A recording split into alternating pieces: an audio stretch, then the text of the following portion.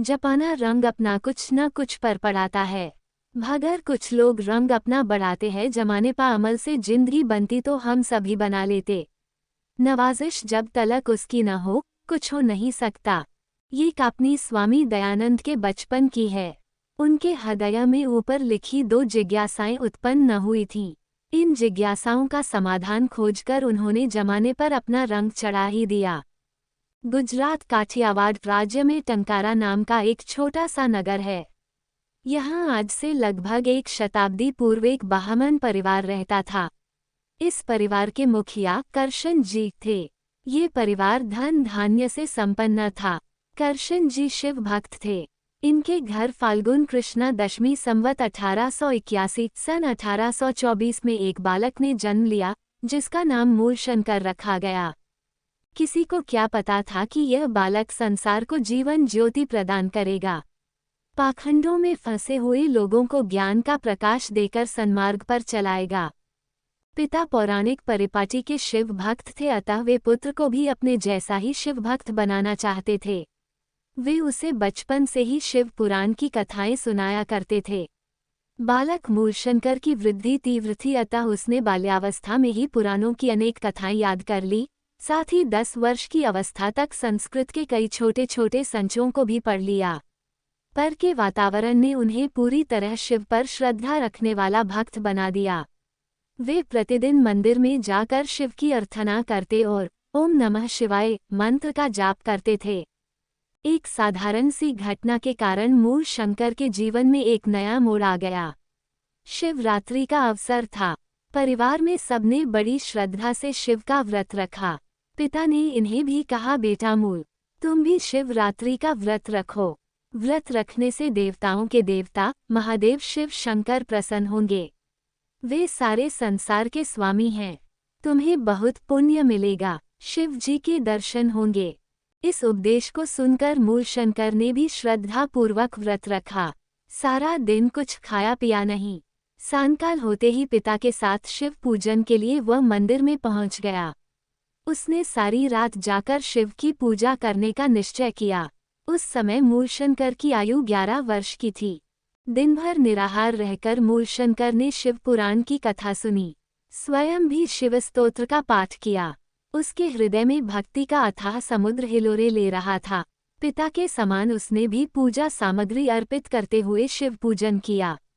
एक पहर बीत गया, दूसरे पहर का पूजन आरंभ हुआ। जब तीसरे पहर का पूजन आरंभ हुआ तो भक्त लोग खर्ची भरने लगे।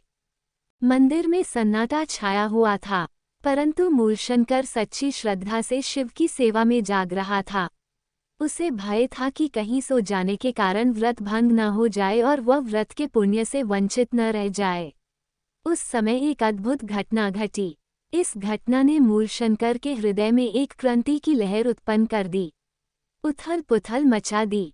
एक चूहा मंदिर में से किसी बिल से निकलकर महादेव जी की मूर्ति पर आ चढ़ा और उस पर चढ़ाए हुए फलों को खाने लगा। ये देखकर बालक मूलशंकर के मन में अनेक प्रकार के विचार उत्पन्न होने लगे। क्या ये वही शिव हैं जो संसार को चलाते हैं? क्या ये सच्चे शिव है? यदि ये सच्चे शिव होते तो क्या ये छोटा सा चूहा इनका इस तरह अपमान कर पाता? शिव पुराण में तो इन्हें दैत्यों और दुष्टों का विनाश करने वाला कहा गया है। तो क्या संसार का उत्पादक, पालक और संहारक शिव कोई और हैं? यदि वह है तो कौन है और कैसा है? अपनी शंकाओं के समाधान के लिए मूलशंकर ने समीप ही सो रहे पिताजी को जगाया। करशन जी उसके प्रश्नों का उत्तर न दे सके। उन्होंने झुंझलाकर शिव के बारे में ऐसी बात न करने को कहा। परंतु मूलशंकर अब भी सोच रहा था कि यह सच्चा शिव नहीं हो सकता।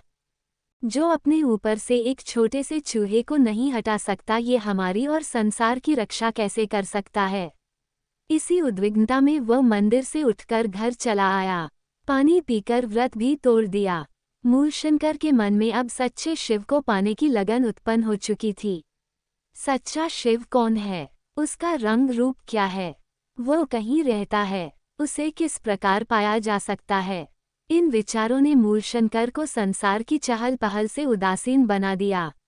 इस घटना के पश्चात मूलशंकर ने अपना मन पढ़ाई लिखाई में लगा लिया। लगभग 2 वर्ष बाद एक रात मूलशंकर अपने संबंधियों के साथ किसी मित्र के घर में कोई खेल तमाशा देखने गया हुआ था। वहीं उसे पता चला कि उसकी बहन को हैजा हो गया है।